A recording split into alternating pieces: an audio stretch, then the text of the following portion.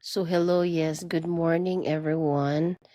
This is Elaine and today is October 13th, Monday.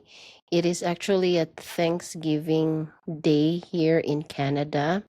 So it's just a simple celebration between me and my family. And today is Monday of the 28th week in ordinary time. Unya, ako ang basahon ang daily readings. Okay, so we will start with reading one from Romans chapter 1, verses 1 to 7. So, Paul, a slave of Jesus Christ, called to be an apostle and set apart for the gospel of God, which he promised previously through his prophets in the Holy Scriptures. The gospel about his son, descended from David according to the flesh, but established as Son of God in power according to the Spirit of holiness through resurrection from the dead, Jesus Christ our Lord. Through him we have received the grace of apostleship to bring about the obedience of faith for the sake of his name among all the Gentiles, among whom are you also, who are called to belong to Jesus Christ, to all the beloved of God in Rome, called to be holy. Grace to you and peace from God our Father and the Lord Jesus Christ. For the responsorial psalm, the Lord has made known his salvation. Sing to the Lord a new song, for he has done wondrous deeds. His right hand has won victory for him, his holy arm. The Lord has made his salvation known in the sight of the nations.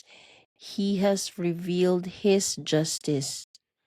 He has remembered his kindness and his faithfulness toward the house of Israel. All the ends of the earth have seen the salvation by our God.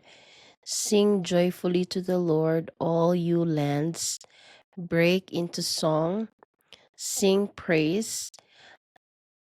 The Lord has made known his salvation.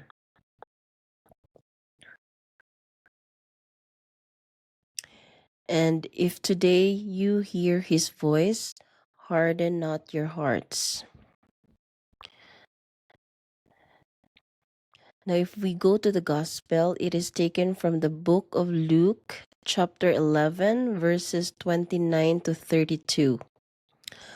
While still more people gathered in the crowd, Jesus said to them, "This generation is an evil generation. It seeks a sign, but no sign will be given it, except the sign of Jonah. Just as Jonah became a sign to the Ninevites, so will the Son of Man be to this generation. At the judgment, the Queen of the South will rise with the men of this generation, and she will condemn them, because she came from the ends of the earth to hear the wisdom of Solomon. And there is something greater than Solomon here. At the judgment, the men of Nineveh will arise with this generation and condemn it, because at the preaching of Jonah they repented. And there is something greater than Jonah here." So that's the reading for today. No, it's very nice. I just wanted to pray about the things that are happening now. Like here sa Canada, the public teachers are on strike. So with my daughter, wala sila klase for 1 week na karon.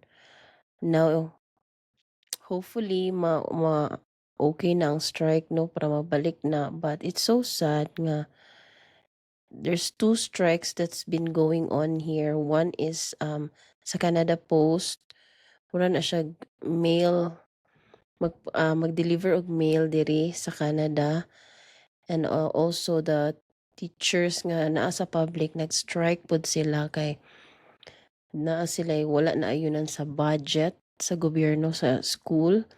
So something ingana unya kuan pod kanang ang ratio between the children and the teachers. So it's so sad to see the people that's going on strike. And then when you go to the Philippines pod, sunod-sunod na ang linog, no? There's been earthquake and the epicenter is in Luzon, Visayas, and Mindanao.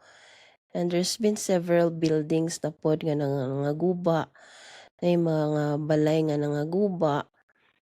So yeah, it's really, really sad to see that. But the good thing pod is if we go to Jerusalem, if we go to there is a fight between Gaza and Israel. Ito na po si Trump, si President Trump sa USA, no?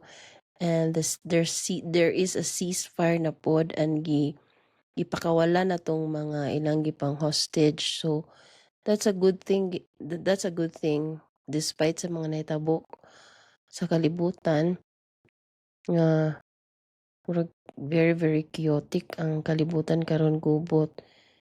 But for me, siguro dili gyapon ta mawad-an og pag-asa despite sa mga challenges nga gihatag sa Ginoo nato.